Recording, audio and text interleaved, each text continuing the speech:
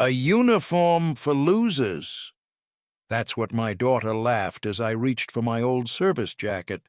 She said I looked ridiculous, outdated, embarrassing. But I wore it anyway. I walked into that event with my head held high, and everything changed. The room went quiet, her smile faded, and every eye turned toward me. Now, before you see what made her freeze in place, and why that same uniform suddenly became the most powerful thing in the room, tell me where you're watching from and make sure you're subscribed with notifications on, because tonight wasn't about pride, it was about being seen. So I woke up before the sun, the way I've done for most of my life. At 78, my body doesn't need an alarm clock anymore. It runs on old military wiring.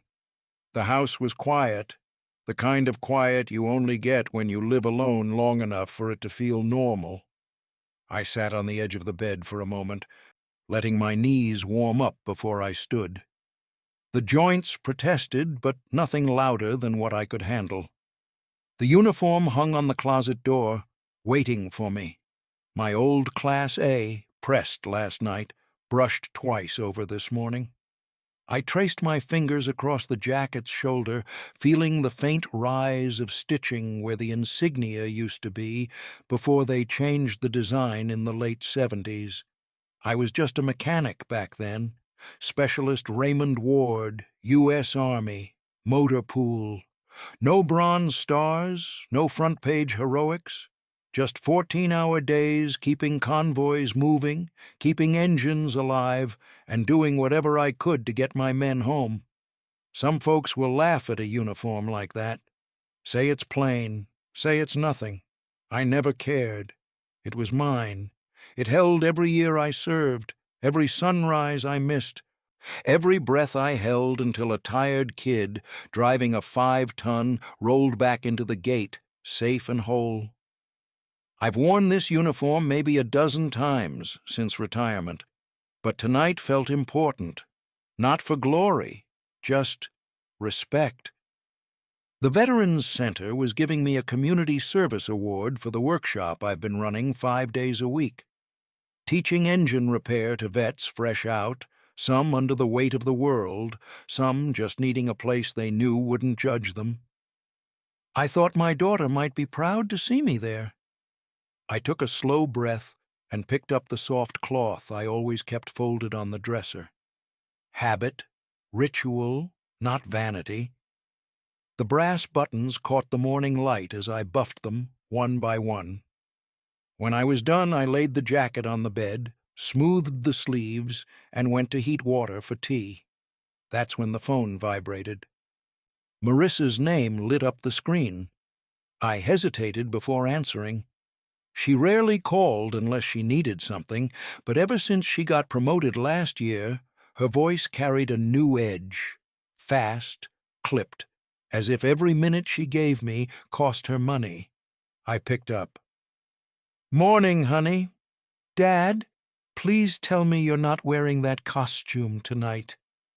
Her voice wasn't harsh, just impatient, dismissive, the way people talk to someone they think won't understand any better. I swallowed. "It's not a costume, Marissa. It's my uniform." "Yes, Dad, I know what it is, but come on. That thing is outdated. I told you this event is formal, not some nostalgia reunion. People from my office will be there. My boss is coming. Just don't make it weird, okay?"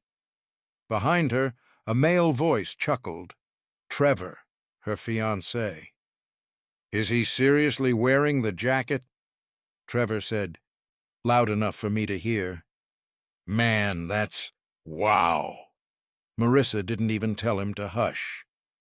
"Dad," she said again, lower this time, "please don't embarrass me. Wear something neutral, a regular blazer or something. I mean it." I looked at the jacket lying neatly on my bed, the same one I wore when I held her the day she was born, when I carried her on my shoulders at the 4th of July fair, when I sat in the front row at her high school graduation. I closed my eyes. "Marissa," I said softly, "I'll see you tonight." "Dad!" But I'd already lowered the phone from my ear. Her words still rang in the room long after the call ended, sharp, cold, brushing against the edges of something deep inside me. But I didn't argue, not because she was right, just because I didn't have the strength anymore to fight for respect from someone who'd stopped giving it years ago. I hung up the phone, straightened my back, and slipped into the uniform slowly, deliberately, the way I used to before inspections. It still fit, and tonight, whether she approved or not, I would wear it. After I finished buttoning the jacket, I moved to the old wooden dresser by the window and knelt down with a quiet grunt as my knees touched the floor. The bottom drawer still stuck a bit, same as it always had, but eventually gave way with that familiar scrape. Inside were the things I hadn't touched in weeks, maybe months, but never could bring myself to throw away. Photographs, folded documents, a row of medals wrapped carefully in tissue. I lifted one picture and held it in front of the morning light. Marissa, at 6 years old, her front teeth missing, holding a crooked papier-mâché volcano, beaming like she'd just built a rocket to the moon. I was behind her in that photo, in uniform, my hand resting on her shoulder, my face younger, eyes tired but warm. She'd insisted I wear it that day, I remember. "Daddy looks important," she'd told her teacher. Back then, she used to run to me when I got home from base, no matter how exhausted I was, no matter how much oil clung to my clothes. I'd come in with the smell of grease and hot metal, and she'd still wrap her arms around my legs like I was the safest place in the world. I set the photo down and picked up the medals. Good conduct, service commendation, unit excellence, nothing flashy, nothing dramatic, just years and years of showing up, doing my job, keeping machines alive so men could live another day. I spent nights under broken trucks with numb fingers and frozen steel beneath my back. I missed dinners, missed birthdays, missed school plays. And when her mother left us, when the house grew cold and silent, I turned down a transfer that would have doubled my pay just so I could be home when Marissa needed me. I thought stability mattered more than recognition. I remembered the nights I'd help her with homework at the kitchen table after 10 hours in the motor pool, my hands still stained black, my back aching, my eyes barely able to stay open. Yet there I was, circling spelling errors and coaxing her through algebra with a patience I didn't know I even owned. I didn't mind the exhaustion, not once, because when she looked up at me and smiled, when she said, "Thanks, Daddy," it felt like purpose, like all the hours had meaning. I turned another photograph over in my hands, her high school graduation.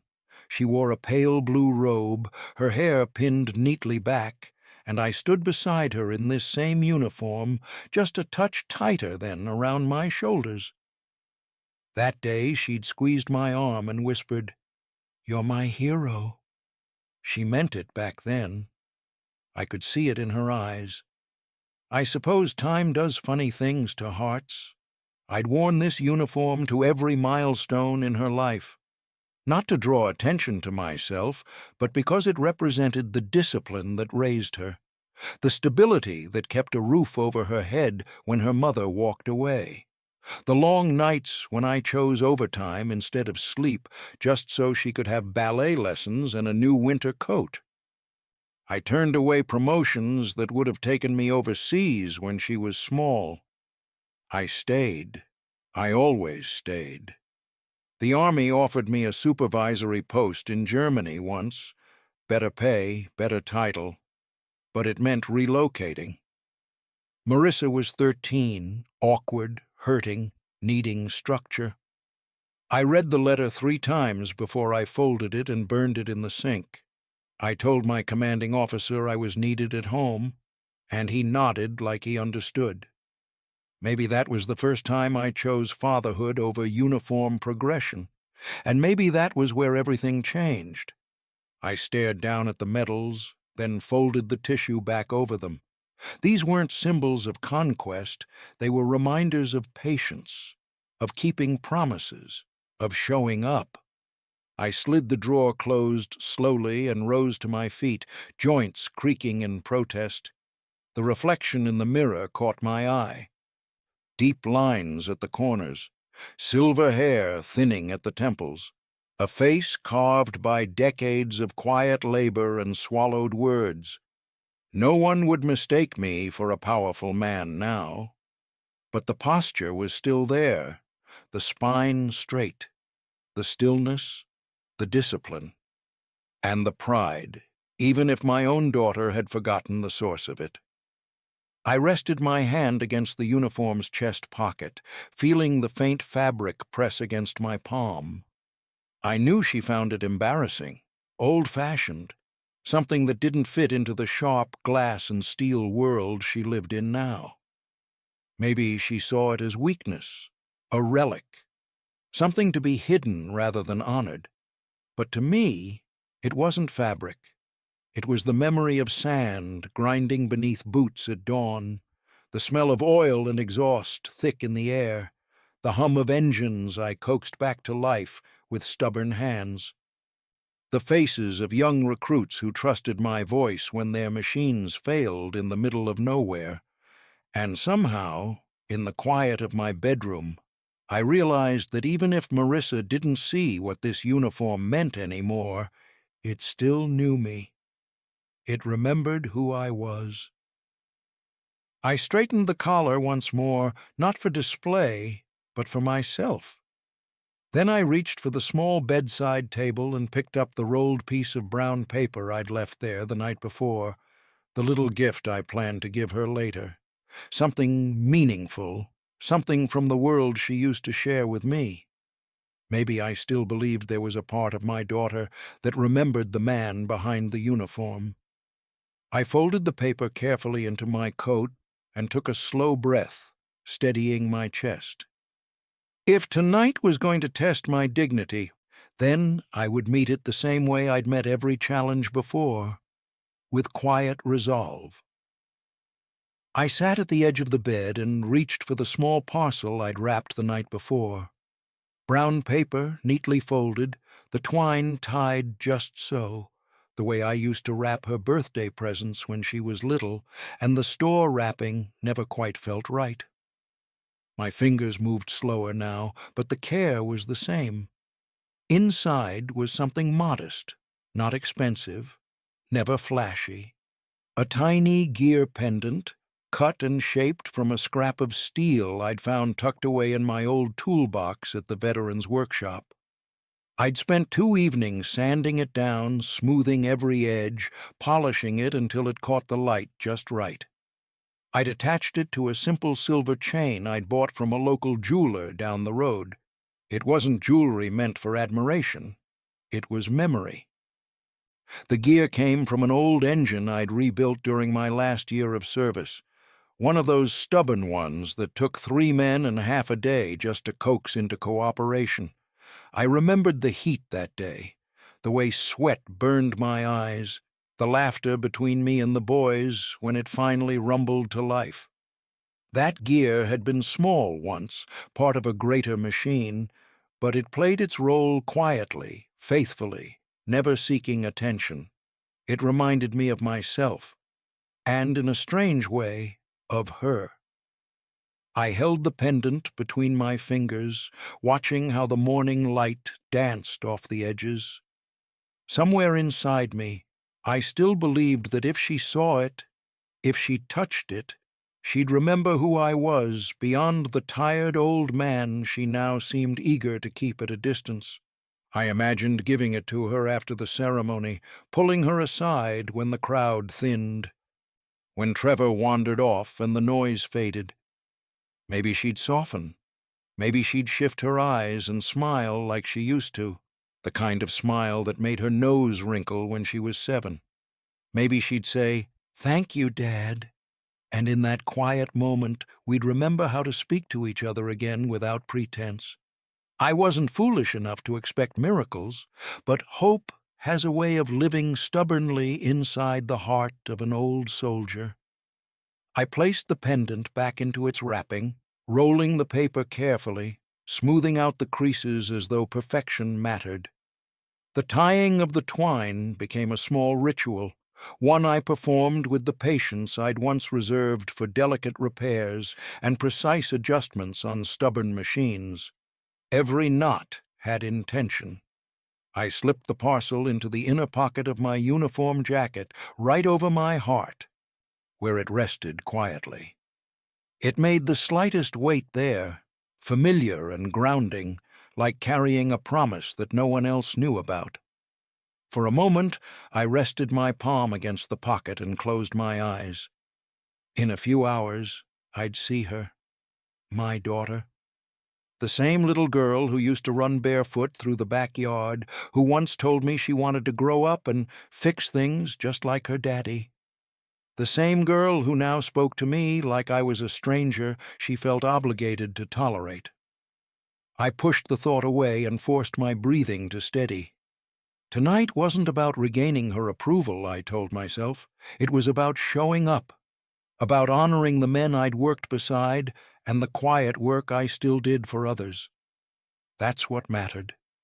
Still, as I moved to hang my uniform carefully on the back of the door and prepared for the rest of the day, my fingers brushed that pocket again without meaning to. And a soft voice inside my chest whispered that maybe this gift would bridge the distance between us. Or maybe it would remind me just how wide it had grown. Either way, I would walk into that hall with my head upright, not as a man begging to be seen, but as one who had never stopped giving. The Civic Hall rose from the street like a polished monument, all glass and softened stone, flags lining the entrance in gentle ripples against the late afternoon breeze. I arrived early, as was drilled into me long before punctuality ever became a courtesy.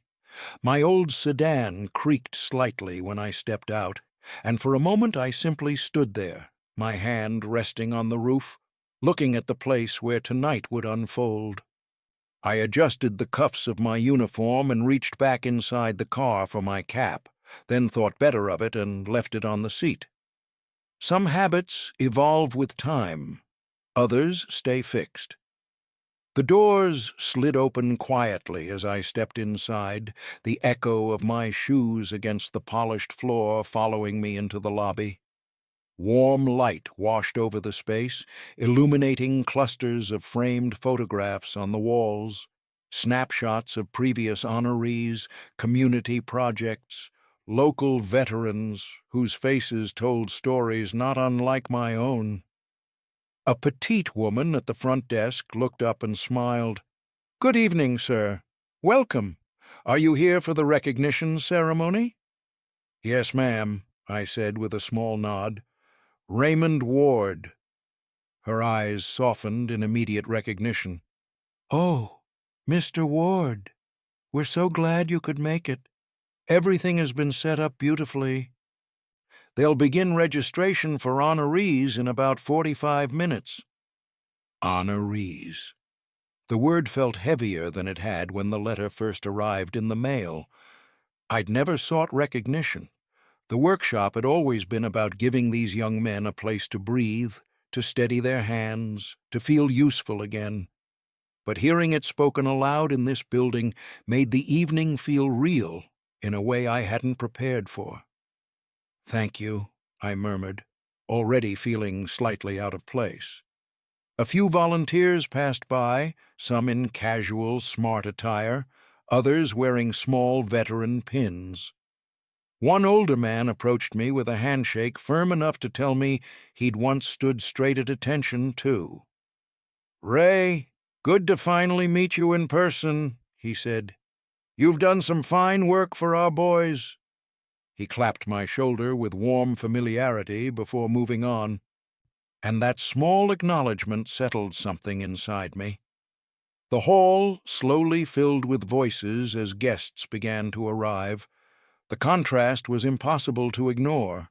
Tailored suits, gleaming shoes, silk dresses, tasteful laughter floating through the air like music from a different world. I moved quietly along the perimeter, taking in the scene like an observer instead of a participant. A few younger veterans recognized me and waved, nodding with genuine respect. Others I'd only spoken to across open-hooded engines and cluttered tool benches smiled shyly, as if unsure how to greet me outside that setting. I returned each gesture with calm acknowledgement, feeling a quiet pride bloom beneath the surface. Still, a small part of me felt like a relic walking through a room designed for a future that no longer resembled my past. I found a seat near the back and sat carefully, smoothing the crease of my trousers with steady hands. As I looked around, laughter and murmured conversations filled the space, but there was a hollowness I couldn't quite name. I wondered again whether Marissa really wanted me here at all. Then, through the glass doors, I saw her silhouette appear. Tall, meticulously dressed, heels clicking with purpose against the floor. Trevor beside her, one hand resting casually at her back, his expression already carrying that familiar cool arrogance. My chest tightened.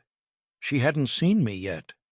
I shifted slightly in my seat and watched as she scanned the room, already assessing who mattered, who didn't, whose approval she needed, whose presence she'd prefer to avoid. And when her eyes found me across the hall, the faintest hesitation passed through her face before it reshaped into something carefully rehearsed. Not warmth, not relief, just tolerance. I straightened my posture instinctively, smoothing my jacket once more, the fabric grounding me as the quiet hum of conversation faded into anticipation. Whatever tonight had in store, there was no turning back now, and I would face it with the same composure I carried through every day of my service, head held high. The moment Marissa's eyes locked onto me, I saw it. Not surprise, not relief, but the flicker of irritation she tried to bury beneath a polite, performative smile. She whispered something to Trevor, who glanced in my direction, lips curling in an amused half-smirk as though I'd wandered into the wrong room entirely. They walked toward me together, each step deliberate. Trevor's arm loosely hooked around her waist, as if to emphasize which world she now belonged to. "Dad," she said when she reached me, her voice practiced and low, "you actually wore it." "I told you I would," I replied evenly, forcing my mouth into a slight smile. "It's an important night." Her eyes swept over the uniform once more, from collar to cuff, and the stiffness in her expression found no attempt at disguise. She leaned in closer, the faint scent of expensive perfume wrapping around us as she kept her voice to a controlled whisper. "Raymond," she said sharply, no longer even bothering with the softness of Dad. "You look ridiculous. That's a uniform for losers who peaked decades ago. You could have just worn a blazer, like a normal person." The words struck slower than I expected. Not sharp, but dragging, as though each one carried weight that pressed into old joints already aching from years of restraint. Trevor chuckled softly beside her. "It's quaint," he said, inspecting me the way a man might observe an antique lamp in a thrift shop. "Retro cosplay vibes, honestly. You going to salute the buffet, too?" Marissa shot him a half-smile as if he'd said something clever. She didn't tell him to stop. She didn't correct him. Instead, She glanced toward the center of the hall where her co-workers gathered, then scanned back to me, tension rising under her composure. "Listen," she murmured, eyes narrowing slightly. "My department's here. My boss is here. Please just try not to draw attention, okay?" A small group approached just then, laughter already spilling between them. A young woman in a tailored navy dress smiled at Marissa. "Hey, who's this?" she asked lightly, nodding toward me. Marissa hesitated barely a beat before answering. "Oh, that's just my dad. He worked on cars in the military. You know, back in the day." That was it. No mention of service, no mention of the workshop, no mention of the dozens of men who passed through my hands and found steady ground again. Just worked on cars. The woman nodded politely and turned back to the group, her interest already gone. The conversation drifted instantly back to marketing campaigns and quarterly projections as if I'd never existed at all. I stood there quietly, hands folded behind my back, letting the sting settle somewhere deep where it wouldn't show on my face. Years of discipline taught me to hold expression still, to breathe through moments that wanted to break something loose inside. Marissa shifted her weight impatiently. "Okay, Dad, you can sit over there," she said casually, gesturing to the back of the hall. "Just stay put for the speeches. I'll come find you later." A dismissal dressed as a favor. Trevor leaned closer, voice dripping with mock humor. "Yeah, Ray, just try not to salute any emergency exits on the way, all right?" He grinned. She didn't stop him. Something heavy settled in my chest. Not anger, not sadness either, just the quiet realization of distance, of how far her world had drifted from mine without either of us noticing when the tide first turned. "I'll wait," I said calmly. She gave a distracted nod and was already pivoting back toward her colleagues, laughter returning to her voice before she'd even taken 3 steps away. I remained where I stood for a moment longer, watching the backs of the 2 people who once relied on my steady hands without question, now walking as though my presence inconvenienced them. There was no scene, no raising of voices, no confrontation, just a silent understanding forming in the hollow space beneath my ribcage. And as I slowly made my way toward the chair she'd designated for me, I felt the weight of the uniform resting heavier on my shoulders than it ever had before, not because I regretted it, but because I began to sense that tonight would change something, whether she wanted it to or not. I took the seat Marissa had pointed to, a narrow folding chair tucked toward the back, where the light from the chandeliers faded into a softer dim. From here, the room felt different, like I was watching the night through glass instead of being part of it. Voices blurred together, a wash of laughter, clinking glasses, confident chatter about profits and branding, none of it meant for someone like me. Every now and then, eyes slid over in my direction, brief, careful, uncertain. The kind of glances people give when they don't know whether you're a guest or a liability. I straightened my posture anyway. Habit, respect for space, respect for self. Trevor's voice cut through the crowd not long after, loud enough to travel. "Honestly, you'd think with defense budgets this high, they'd at least dress these guys in something that doesn't look like a thrift store museum piece." A few chuckles followed. I knew he was talking about me without needing to turn my head. Marissa's smile drifted awkwardly, somewhere between a laugh and an apology that never fully formed. She didn't defend me. Didn't correct him. She merely shifted the conversation toward her current project, something about campaign reach and investor influence. As if my existence was an inconvenience, she hoped the room would simply forget. I sat still, quiet, unmoving. A man passing by bumped my knee accidentally, muttered a rushed "sorry," and kept walking without breaking stride. Not once did he look at my face. Two older women approached the refreshment table nearby. One glanced at my uniform with mild curiosity. "Is he part of the staff?" she whispered. Her friend squinted slightly. "No, I think he's someone's relative. Poor man looks lost." Lost. The word settled heavily into my thoughts as I watched Marissa across the room, laughing brightly, glass of wine in hand, leaning into Trevor's easy arrogance like it was something aspirational. She caught my eye briefly, only a second, and her smile tightened again, uncomfortable, like I'd disrupted a carefully built image simply by existing. She turned away immediately. Minutes stretched. The weight of time pressed more than the fabric of the chair beneath me. My fingers brushed the edge of the small gift box tucked safely inside my jacket, the gear pendant I'd shaped with my own hands, and for a moment I wondered if it had ever truly been meant for her at all, or only for the memory of the little girl who once waited eagerly by the door to see me come home in oil-stained sleeves. Trevor's laughter burst again, sharper this time. "Yeah, man, some people just can't let go of the whole service identity," he said, gesturing loosely.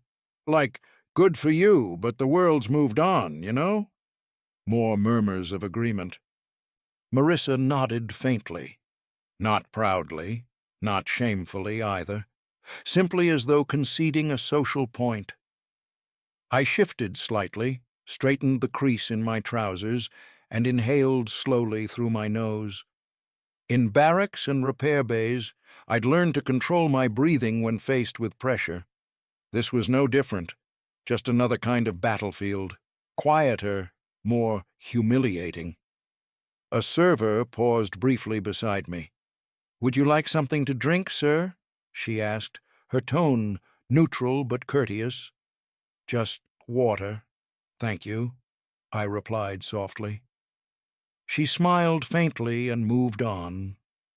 The smallest kindness felt strangely heavier than the careless indifference surrounding me. Across the room, Marissa laughed again, louder now, Trevor's hand sliding casually around the small of her back, as if to reassure her that I wasn't part of their world, that I was only a temporary inconvenience being managed. And in that quiet stretch between breaths, between sounds and movements, I felt the slow tightening of something inside me. Not anger, not bitterness, just the clear realization that whatever bond had once rooted us together had been thinned beyond repair, strained by years of silence, swallowed pride, and her need to belong somewhere else. I didn't move, I didn't speak, but something inside me settled into place, firm, deliberate, irreversible. And I knew, with a certainty that brought no heat but no fear either, that this night was moving toward its moment. The photographer arrived just as the room reached its loudest peak. He was a young man with a neat fade and a polished camera slung around his neck, directing people with practiced ease. "All right, everyone. We'll get a few group shots for social and internal use. Just gather your teams and families close to the stage." Chairs scraped against the floor. Conversations shifted into repositioning. People laughed as they adjusted jackets, straightened hair, pulled partners closer. Marissa's group moved toward the front automatically. Her co-workers, two managers, a few clients, Trevor beside her with that smooth hand still resting at her waist. She glanced over her shoulder once more, saw me rising slowly from the folding chair, and for a split second Something unreadable crossed her face. I stepped forward anyway. Not stubbornness, not defiance, just instinct. A father stepping toward his child for a photo, a memory, a quiet sense of belonging that once came naturally. As I approached her side, the photographer lifted his camera. "Great. Let's get everyone in frame. Just close the gap a little." "Wait!"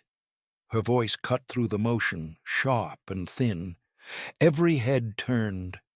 Marissa placed her palm against my chest, light but purposeful, and gently guided me backward. "No, Dad," she said quickly, her tone strained with that same polite irritation I'd heard too many times lately. "You're not standing here. You're going to ruin the picture." A few people blinked. Someone coughed. The photographer lowered his camera an inch. I stood frozen for a heartbeat. Trevor snorted beside her. "Come on, Ray," he said with a careless chuckle. "This isn't a military reunion. You don't have to cosplay Soldier of Fortune tonight." Laughter bubbled awkwardly from somewhere behind him, then died before it fully took shape. I felt heat rise faintly to my face, but I didn't react. I only looked at Marissa. Her eyes darted nervously, her skin tightening under the pressure of watching colleagues and her boss hover nearby. "This is a professional event," she added quickly, her voice growing sharper as embarrassment twisted into irritation. "I already told you I didn't want you wearing that thing here. Please, just sit down. Somewhere else. In the back." The photographer shifted his weight, glancing from her to me, unsure of whether he was witnessing a family moment or a social faux pas. "Marissa," I began quietly. "Dad, please," she hissed under her breath, lowering her voice only slightly. "I'm tired of babysitting you. Don't make a scene. Everyone is sick of this military stuff. You acting like it's still the only thing that matters." She didn't shout that last line. She didn't have to. The silence that followed was louder than any voice. Someone behind us whispered, "Wow." Her palm pressed briefly against my shoulder, nudging me a half step aside, enough to break the unspoken claim I'd dared to make toward that space beside her. The photographer lowered his camera fully now. No one laughed. No one spoke. Trevor shifted, uncomfortable now, realizing perhaps that the joke had gone too far to remain amusing. I looked at Marissa properly then, not as my daughter, not as the little girl who'd slept on my shoulder during long car rides after base, just as a woman who no longer recognized what had once raised her. And in that moment, something inside me didn't break. It went quiet, very quiet. I nodded once, just once. A small, calm affirmation, like acknowledging an order. "All right," I said simply, no bitterness in the word. No appeal, no argument. I turned away, not storming, not trembling, and walked back through the cluster of eyes, passing faces that now looked unsure, embarrassed, faintly ashamed. I felt their stares brush my back like cold rain, but I didn't shrink beneath them.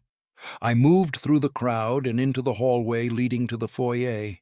My hand slid instinctively into the inside pocket of my jacket and closed around the small box I'd meant for her.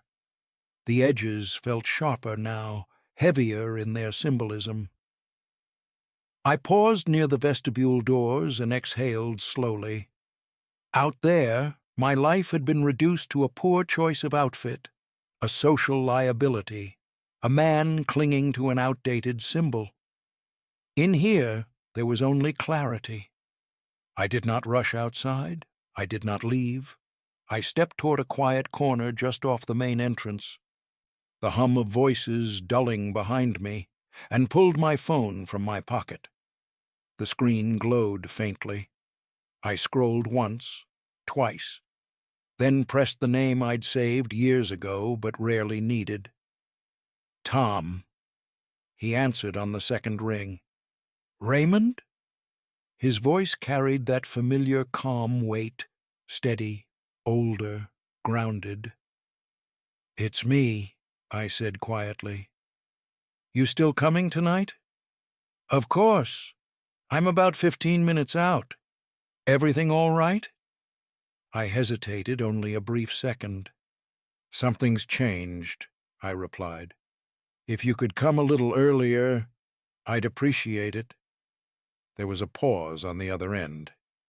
Understood, Tom said simply. I'm on my way.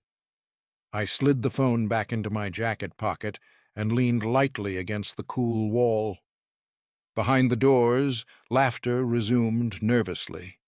The event carried on as though nothing had occurred, but inside me, that same stillness remained. No rage, no grief, no pleading longing. Just a quiet resolve settling into my bones like steel cooling after being forged. And I waited. I pushed the glass doors open and stepped outside into the cool evening air. The sudden hush wrapped around me like a blanket, dulling the echo of voices and music bleeding through the building behind. A faint breeze drifted across the pavement, carrying the scent of night-blooming jasmine from somewhere along the street. I stood there for a moment, hands resting at my sides, letting the silence settle over the tightness in my chest. Not pain, not exactly, just finality. I took a slow breath and looked down at my hands, hands that had rebuilt engines, tightened bolts in freezing rain, and steadied trembling veterans who thought the world had forgotten them. These hands now trembled only slightly, more from age than emotion. I reached into my jacket and pulled out the small box. The wrapping caught the dim light from the hall's exterior sconces. I ran my thumb gently along the edge, feeling the quiet care I'd taken shaping that tiny gear, sanding the metal smooth, polishing it until it glinted like memory frozen in time. It had never been about the object itself. It was about giving her something that carried a piece of who I was. A reminder of the man who'd knelt beside her bicycle, who'd fixed her broken lamp, who'd made sure the world never seemed too unsafe. I looked back once through the glass doors. Inside, people moved, ignorant of the quiet shift that had just occurred. Marissa stood laughing again, though the tension in her shoulders betrayed more than her expression admitted. Trevor leaned close, murmuring something, still playing the part of effortless charm. None of it reached me. I slipped the gift box back into my jacket. I wasn't leaving the event. Not yet. I merely stepped a few paces toward the edge of the sidewalk and leaned against one of the low stone pillars where the small parking lights cast shadows across the ground. From here, I could breathe. From here, no one could frame me as either spectacle or inconvenience. I checked my watch. Tom would be here soon. In the distance, headlights swept across the lot. Tires crunched softly over gravel as cars arrived and departed. I watched each vehicle without hurry, without anticipation that carried desperation. Inside, the program was beginning. A faint hum from the speakers drifted through the glass as someone tested a microphone. "Ladies and gentlemen, we'll be beginning shortly." I closed my eyes for just a second. Not in sorrow, in acceptance. The truth had already settled. Whatever affection I carried for my daughter would no longer dictate how I stood in my own skin. The uniform hanging against my chest was not a costume. It was a record of years that would never apologize for themselves. My phone vibrated gently this time. A simple message. Tom. Just pulled in. You okay? I typed back slowly. Me. I'm fine. I'm by the entrance, left side. A moment later, another set of headlights rolled in, parking closer to the curb. A familiar silhouette stepped out. Broad shoulders, careful posture, someone who moved like time had taught him both patience and purpose. But I didn't go to him yet. I stayed where I was, waiting, not for an apology, not for understanding. Waiting for the moment that would restore something she had never realized had been taken. And as the building doors opened again and applause flared from inside, I knew that night was about to turn. Not through noise, not through shouting, but through quiet truth rising to the surface. Through the glass doors, the murmur of the crowd softened into attentive silence. The program had officially begun. I watched as people inside turned toward the stage, folding themselves into neat rows, voices dimming, anticipation settling across the room like a quiet pulse. A woman in a navy blazer stepped to the microphone and offered the kind of warm, polished smile that came from long practice. "Thank you all for joining us tonight," her voice carried faintly through the doors. "We're honored to celebrate those who have given their time, skill, and heart to strengthening our veteran community." The applause was polite, professional, nothing extraordinary yet. Behind me, footsteps approached, slow, familiar. Ray. I turned and saw Tom standing a few feet away, wearing a simple charcoal suit and a tie that looked older than the event itself. His hair had grayed since the last time we'd seen each other, but the same steady presence remained in his eyes. He looked me over quickly, his gaze pausing on the uniform, then lifting to my face. "You all right?" he asked. "I'm fine," I said, and meant it. "Just needed air." He studied me for a long moment, like he could tell something had shifted beneath the surface. "They've started," he murmured, gesturing back toward the hall. "I know." A faint pause settled between us. "You still want me near the stage?" he asked carefully. "Yes," I replied, "when they call my name." His brow furrowed just slightly, surprise flickering across his features. "What do you mean, when they call your name?" I didn't answer immediately. I simply turned back toward the glass and watched the beginning of what I'd unknowingly been summoned for. Inside, certificates and plaques were being presented, names announced, applause rising and falling in respectful waves, faces I recognized, men and women who had come through my little workshop behind the auto center, who'd arrived broken, exhausted, mistrustful. Some had cried in my presence, others stayed silent and stubborn, but all of them had belonged to something greater than the tools and grease that had brought them through my door. I'd never asked why they kept nominating me. I never asked who filled out those forms or spoke my name into rooms of people I thought I'd never meet. I didn't believe in recognition. I believed in work. But now, watching the program unfold, the pattern began revealing itself piece by piece. "Raymond," Tom said quietly again, softer this time. "You didn't know?" "No." His breath released in something close to disbelief. "Those guys from the workshop, they put your name forward months ago. Volunteer Service Contribution Award. It's the highest community honor they give out here. The committee voted unanimously." I took that in without fanfare, without swelling pride.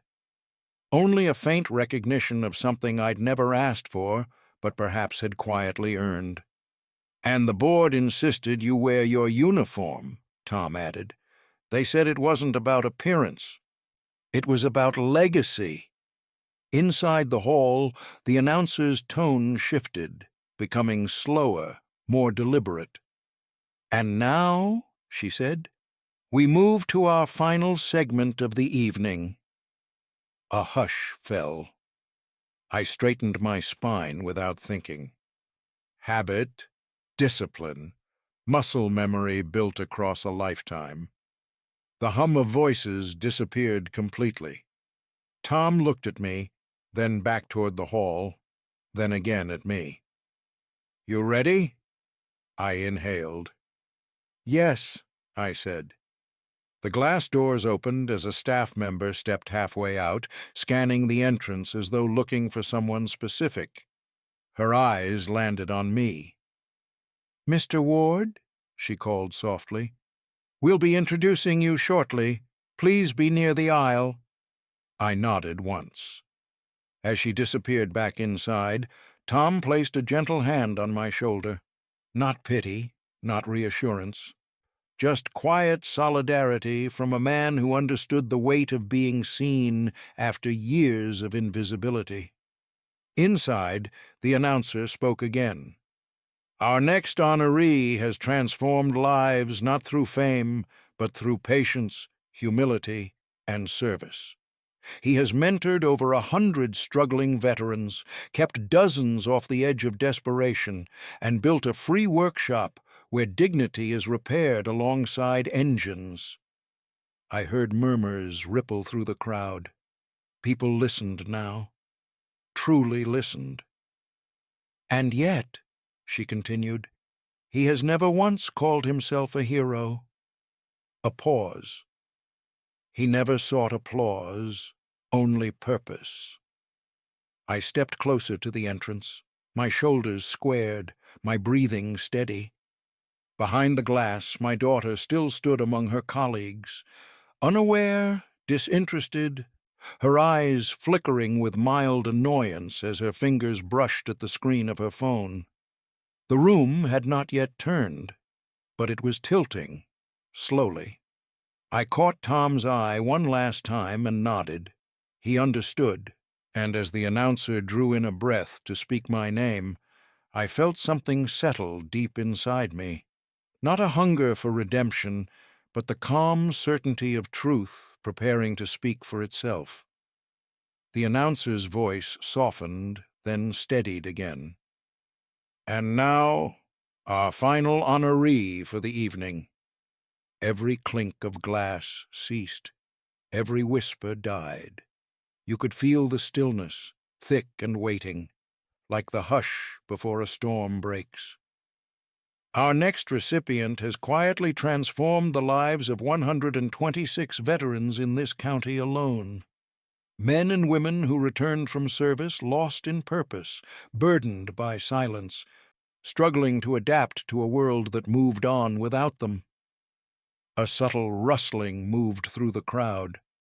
I saw Marissa look up from her phone, more out of boredom than interest. Trevor stopped talking mid-sentence. "This honoree never advertised his work. He never submitted his own name. In fact, he resisted recognition entirely, insisting that the men and women he helped deserved the spotlight instead." The screen beside the stage flickered to life, and suddenly images filled the space. Photos I didn't even remember being taken. Me standing beside a rusted truck with 3 young veterans laughing, oil streaked across their arms. Me crouched beside a trembling man as he tried to hold a wrench steady. Me handing coffee to a woman who stared down at her boots like she couldn't bear to look the world in the eye. My workshop, my people. My quiet, stubborn routine. The announcer continued, her words layered over the growing hum of recognition. He rebuilt engines with injured hands. He rebuilt confidence with nothing more than patience and kindness. He showed up every week without pay, without thanks, and without ever calling what he did a sacrifice. Faces turned now, slowly, deliberately. I could see Marissa's posture stiffen, confusion creeping into the polished mask she wore. Her gaze lifted, eyes narrowing as the slideshow lingered on my familiar face, younger in some pictures, older in others, but unmistakably me. "And now," the announcer said, her voice carrying a quiet reverence, "it is our honor to recognize this lifetime of service and compassion." The lights dimmed slightly. Her eyes swept the crowd. "Please join me in welcoming to the stage Mr. Raymond Ward, retired U.S. Army Specialist and Community Service Honoree." For a beat, no one moved. Then applause began, tentative at first, then swelling into something richer, deeper, layered with understanding. Men stood. Women stood. Veterans in the crowd rose slowly, deliberately, some placing a hand over their heart. And I stepped forward. The aisle opened like a quiet current. People shifted subtly to let me pass. I walked with measured pace, my back straight, each step grounded, echoing softly against the polished floor. I did not look at Marissa at first. I did not have to. But I could feel the moment when she froze. Her face had drained of color, lips slightly parted, eyes locked on me as though she were seeing a stranger shaped from reality she had refused to acknowledge. Trevor's arrogant posture collapsed into stiff disbelief. Her boss leaned forward, whispering something sharp and quiet into her ear. Not anger, not humiliation, something heavier, disappointment. I reached the stage. Tom stood near the steps just as promised, holding a simple wooden plaque etched with my name. His eyes met mine, proud, steady, understanding everything without a single word. I took the stage. Applause filled the hall, a standing ovation that wasn't loud with noise, but heavy with meaning. When they handed me the microphone, my fingers curled around it like they had around countless tools. I waited for the room to settle, and when it did, I spoke. "I never expected this," I said quietly. "I never sought it. I only did what felt right. Because when you wear a uniform long enough, it doesn't stay on the body. It stays inside." My voice carried further than I intended. A breath passed through the room. "I have seen men who believed they were forgotten, women who believed they had no place left in the world they fought to protect. All I ever wanted was for them to remember that service is not measured by medals or rank. It's measured by how you treat the man beside you when no one is watching." I paused. "And I thank you," I added gently, "for remembering people like us." The applause rose again, softer but deeper, like affirmation instead of spectacle. As I stepped down from the stage, the crowd shifted, offering smiles, nods, quiet acknowledgments of respect. And then I saw her. Marissa stood rooted in place, eyes brimming with something she didn't understand how to face. Her earlier sharpness, her earlier disgust, had melted under the weight of public truth. I walked past her slowly. I did not smile. I did not glare. I simply extended the small gift box, placing it into her trembling hands without breaking stride. Her fingers closed around it instinctively, like a reflex from a life she thought she no longer needed.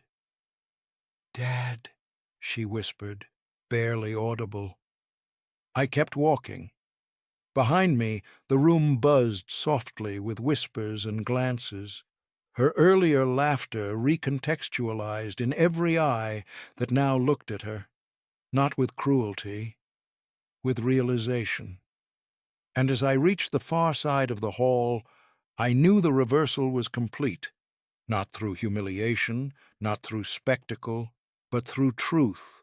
laid bare where it could no longer be ignored. She had laughed at the uniform, and now that same uniform had silenced the room.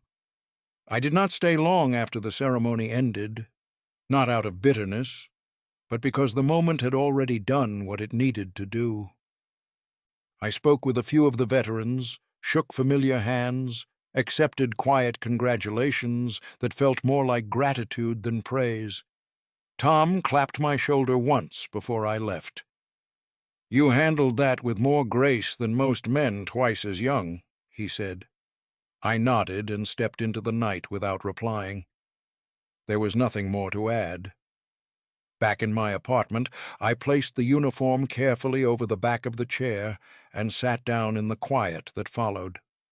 The silence was different now, lighter, no longer weighted with anticipation or ache, just stillness.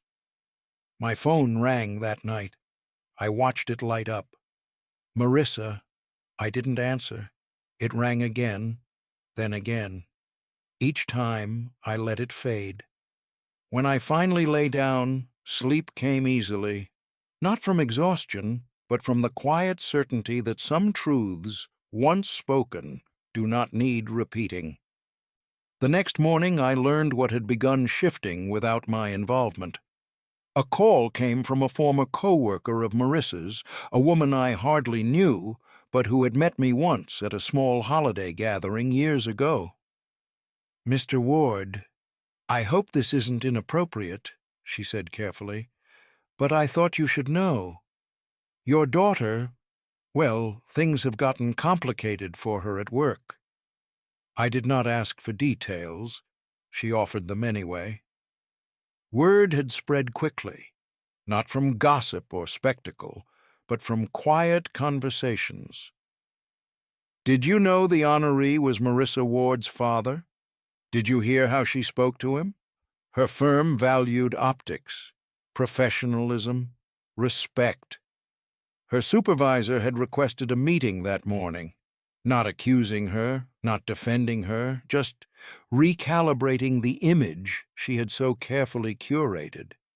She had been in line for a regional promotion, one she spoke about constantly. Now that was being reconsidered, not revoked, not destroyed, merely clouded by doubt. Trevor, too, had not weathered the night well. Through a mutual acquaintance, I heard he'd ended the evening sour, complaining about charity events and overly sentimental displays, mocking the veterans even as the room honored them. Marissa had not laughed this time. They argued on the drive home. He had dismissed the subject, as if her career and her shame were inconveniences he didn't wish to absorb. By afternoon, she had called me a dozen times. By evening, nearly 20. I didn't block her number, and I didn't pick up. Letting the silence exist was not cruelty. It was consequence. Finally, just before sunset, a message appeared on my phone. "Dad, can we talk? Please, I messed up. I know that now. I'm sorry." I read it once, then again. The words did not soften me the way they might have before. They held no magic, no immediate healing current. They were simply recognition, late, uncomfortable recognition. And recognition, while necessary, was never the same as repair. At dusk, another message came. "I'm coming by, just to talk. I won't stay long." I placed the phone face down on the table. Outside my window, the sky turned faint shades of lavender and gray, folding gently into evening. The world moved along its quiet rhythm, uncaring of personal drama, indifferent to social embarrassment. And I sat there, listening to the silence, knowing she would arrive not to demand, but to face something she could no longer pretend didn't exist. Not a uniform, but a man. The man she had once called father. There was a knock at the door just after the sun had slipped below the line of the opposite buildings. Soft, careful, not the sharp, demanding rhythm I had grown used to from her over the years.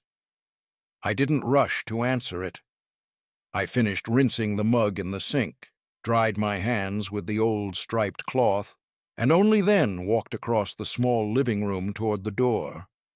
When I opened it, she stood there with her shoulders drawn inward, eyes tired, skin pale beneath the makeup she'd clearly applied and reapplied too many times. The confident edge she usually carried like armor was gone. In its place was someone far more uncertain. "Dad," she said quietly. I stepped aside without a word, allowing her to enter. She hovered near the doorway as if unsure where she belonged in this space now. This space she hadn't visited in months. She glanced around at the familiar furniture, the worn carpet, the small bookshelf she used to climb as a child, like seeing a forgotten room from a life she thought she'd outgrown. I closed the door behind her. She took a slow breath. "I don't really know what to say," she began, voice thin, strained.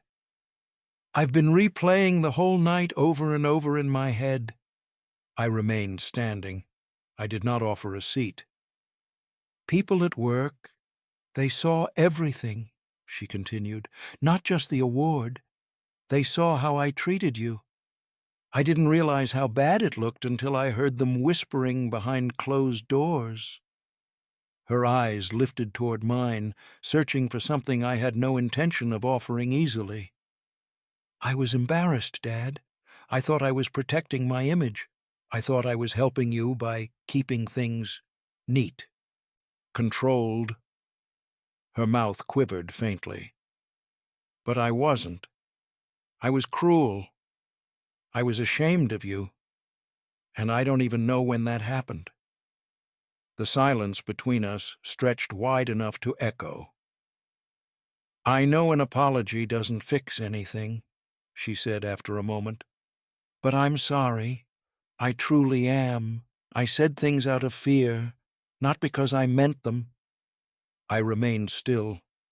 Then she reached into her purse and slowly pulled out the small gift box.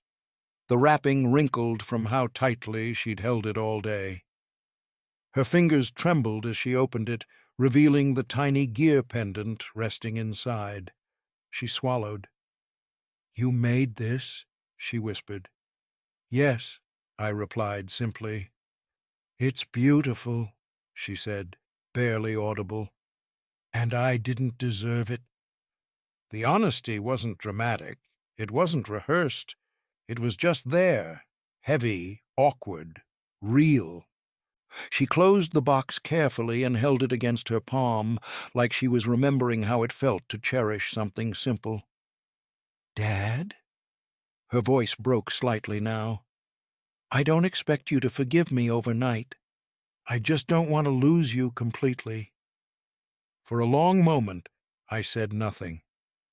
I looked at her, not through the haze of memory, not through the lens of guilt, just as she was.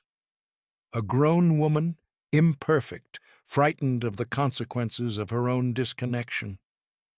"Marissa," I finally said, voice steady, calm. "Respect isn't owed to uniforms. It's owed to people. You forgot that, and forgetting it doesn't just damage me. It damages who you become." Her eyes filled, but I did not move to comfort her. "You don't get to re-enter someone's life just because silence feels uncomfortable," I continued. "You don't get to rebuild years of neglect because embarrassment reminded you I exist." She nodded slowly. "I understand," she whispered.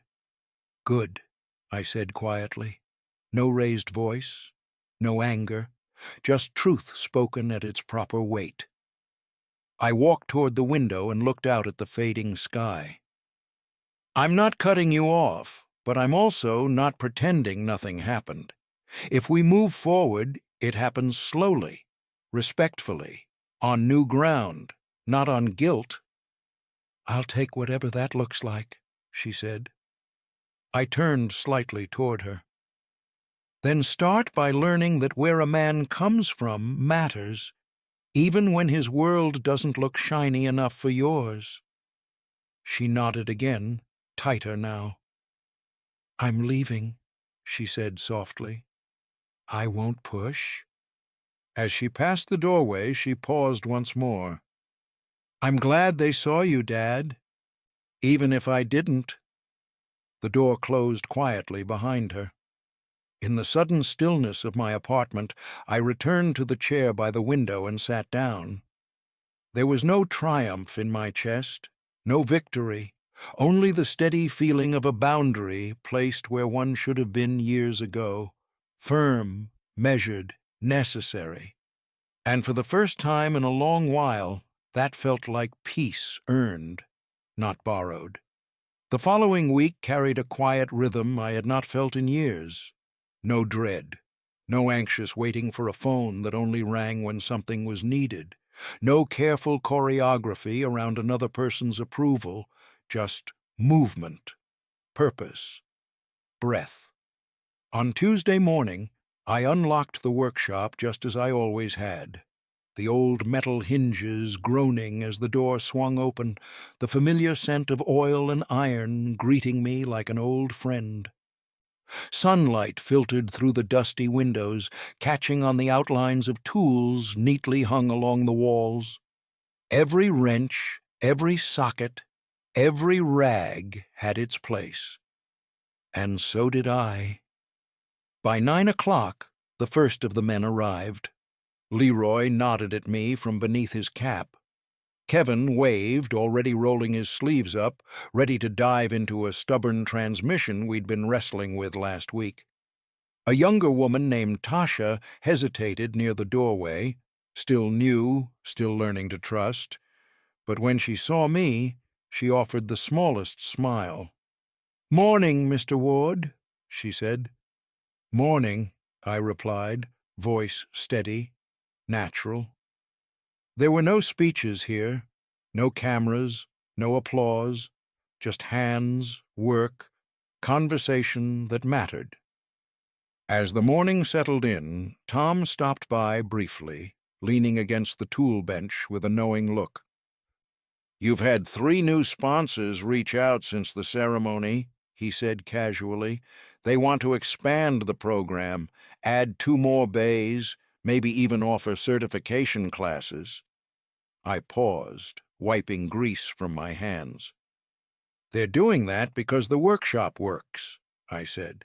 "Not because they saw me on a stage." Tom smiled faintly. "Exactly." He left me to the rhythm of the room, and that was where I belonged. Later that afternoon, as we adjusted a misfiring engine, Kevin spoke up from beneath the hood. "You know, Mr. Ward, that award thing, pretty cool seeing folks actually recognize what you do." I glanced at him briefly. "Recognition fades," I said. "Skill stays." He chuckled softly. "Guess you're right."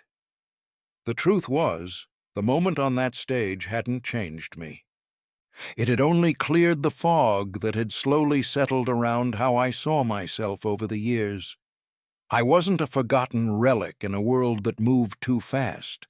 I wasn't an outdated man clinging to the past. I was exactly where I had always been, useful, clear, needed. That evening, after the last tools were put away and the lights dimmed, I walked out and stood for a moment near the small patch of grass behind the workshop. The sky stretched open, heavy with late-day gold, the air carrying just enough chill to remind me time was moving onward. I thought briefly of Marissa, not with anger, not with yearning, but as a distant echo in a life that no longer revolved around her expectations. I reached into my jacket pocket and felt the edge of the small gift box again. I hadn't given it away after all. Somehow, that small pendant had returned to me, not as something meant to heal her, but as a reminder of who I was before anyone decided my worth no longer mattered. I didn't open it. I didn't need to. I simply stood there, shoulders relaxed, watching the sun drift below the horizon, content not because the world had finally seen me, but because I had finally chosen to see myself. And that, I realized, was more than enough. That Saturday, the veterans hosted a small picnic by the river just outside town. Nothing elaborate. A few folding tables, mismatched chairs, a cooler of soda and bottled water resting in the shade of an old elm. Someone had brought a portable speaker that played soft blues, not loud enough to drown conversation, only enough to give the afternoon a gentle rhythm. I sat at the edge of it all, not separate, just comfortably still, watching the men and women I'd come to know talk easily with one another. Some laughed too hard, some sat quietly, eyes drifting across the water. All of them carried stories they didn't often speak, stories that no ribbon or stage could ever fully explain. Leroy snapped a photograph as we stood together, arms slung loosely over one another's shoulders. In the picture, my uniform jacket rested over a nearby chair, left open like a quiet artifact rather than a shield. "It looks right there," Tasha remarked lightly, noticing my glance. "Like it's finally just resting." "I suppose it is," I replied. Late in the afternoon, when the crowd thinned and the sun dipped lower, I wandered a little distance away from the noise. The water moved slow and even, ripples catching fading light. The world softening into that perfect balance between day and night. I stood at the bank with my hands tucked loosely into my coat pockets, and there it was, the small box. I pulled it out once more and turned it gently in my palms. The paper had creased slightly at the corners, signs of its journey. I opened it and let the pendant catch the orange glow of sunset. The tiny gear, smoothed with care, reflected the sky's warmth back at me. I closed it again without putting it back on or offering it to anyone else. For the first time, it didn't feel like something waiting for approval. It felt like something that simply belonged to me, like the quiet strength I'd spent decades giving away without regard for my own.